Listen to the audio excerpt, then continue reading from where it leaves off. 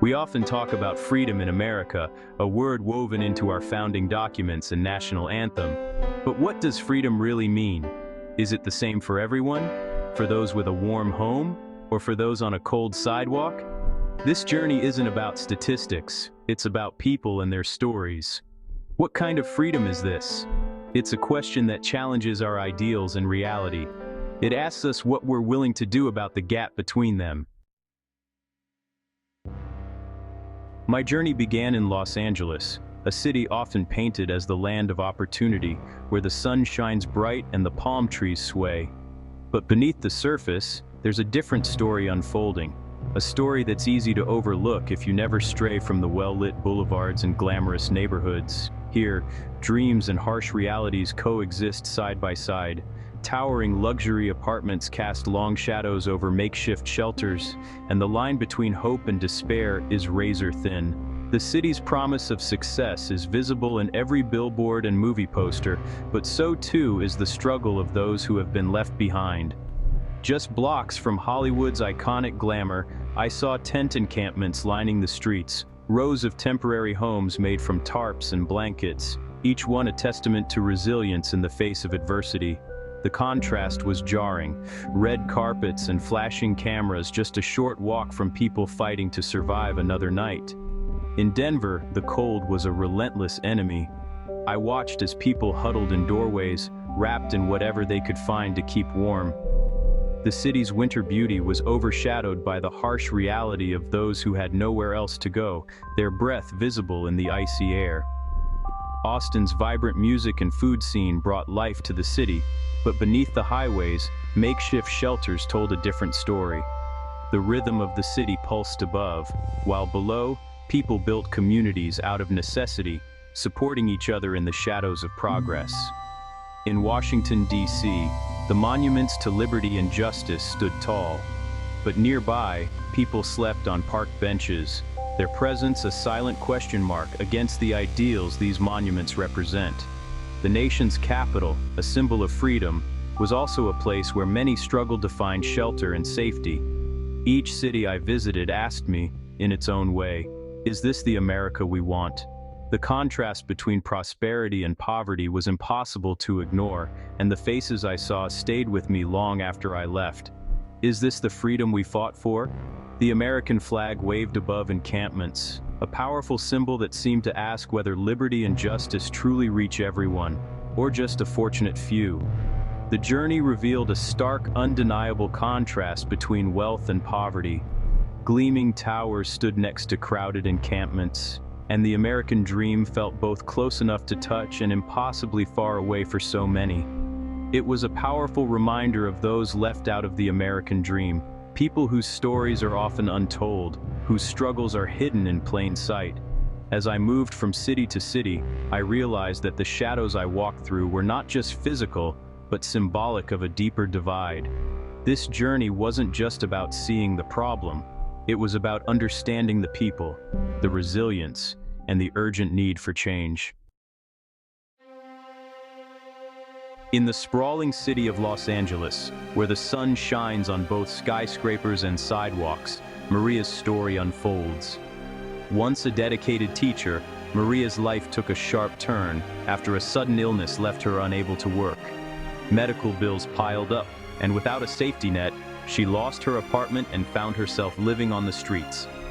Despite her circumstances, Maria clings to the routines that once defined her life.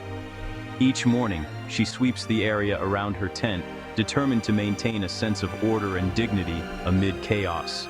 Her tent, though small, is a sanctuary filled with memories of her past life. Inside, stacks of worn books line the walls, reminders of her love for literature and the students she once inspired. These books are more than possessions. They are fragments of her identity, a bridge to the person she was and hopes to be again. Maria reads every day, finding solace and hope in the pages, refusing to let her circumstances define her worth. In Denver, the story of David, a veteran, echoes through the city's chilly streets. After serving his country with honor, David returned home only to face a different kind of battle, one against isolation and neglect.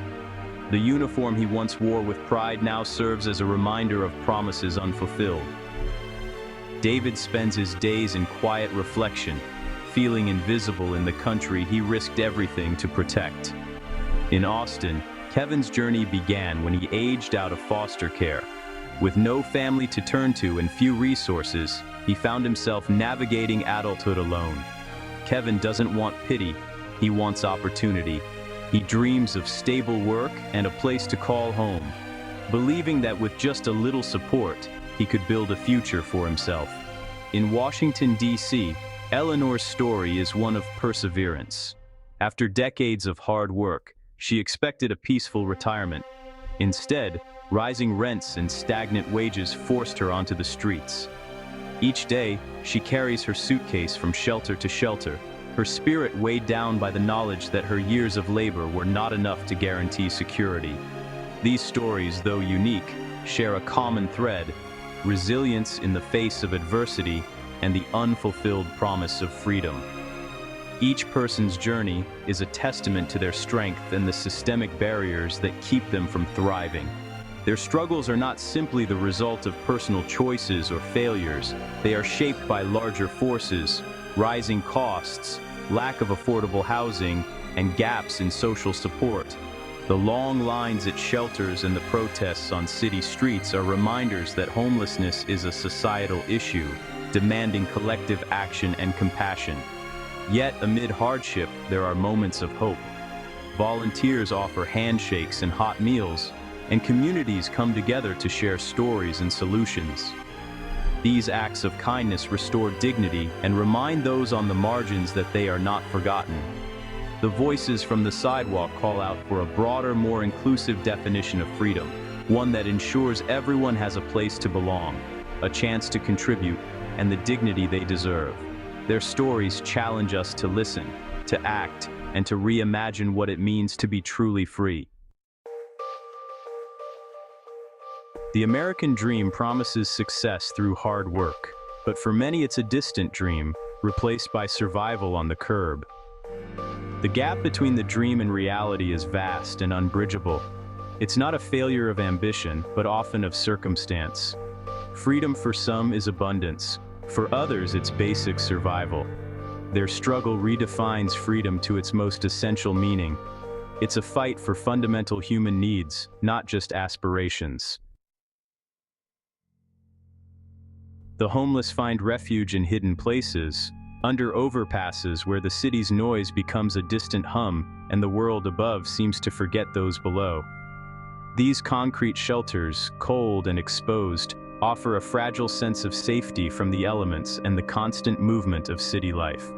Here, people gather what little comfort they can, fashioning makeshift beds from cardboard and blankets, creating small pockets of community in the shadows of towering highways. In parks, the story is much the same. Benches become beds, and trees offer a thin veil of privacy. These are not homes, but temporary shelters from society's gaze, places where the forgotten try to rest, even as the world moves on around them. In Oakland, a community built on the edge of disaster shared resources, forging bonds of trust and mutual aid in the face of hardship. In Chicago, the warmth of crowded subway trains was not just a comfort, but a matter of life and death during the bitter winter months.